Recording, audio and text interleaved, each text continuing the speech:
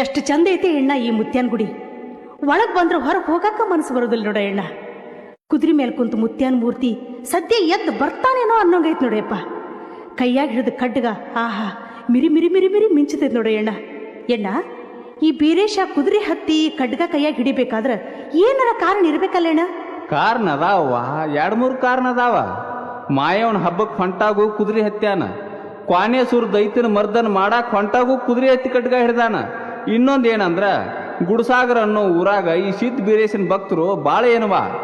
ಅವ್ರೆಲ್ಲರೂ ಒಂದಿನ ಕೊಣ್ಣೂರು ಜಾತ್ರೆಗೆ ಹೋಗ್ಬೇಕಂತ ತಮ್ಮ ಕುರಿ ಕವಲ ಮಾಡಾಕ ಒಬ್ಬ ಆಳ ಮನುಷ್ಯನ ನೇಮಿಸಿದ್ರು. ಮನೆಯವರೆಲ್ಲ ಜಾತ್ರೆಗೆ ಬಂದ್ರು.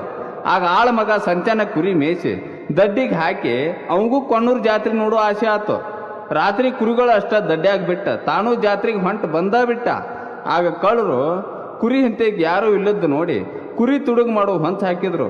ಆಗ ಸಿದ್ಧ ಬೀರೇಶ ನನ್ನ ಭಕ್ತರ ಕುರಿ ಕಳ್ಳರು ತುಡುಗು ಮಾಡಿ ನನ್ನ ಭಕ್ತರ ಬಾಳೆ ಹಾಳು ಮಾಡ್ತಾರ ಅಂದವನ. ಕುರಿ ಕಳ್ಳರನ್ನ ಓಡ್ಸಾಕ ಹೊಂಟಾಗೂ ಕುದುರೆ ಎತ್ತಿ ಖಡ್ಗ ಹಿಡ್ದಾನವ ಇವ.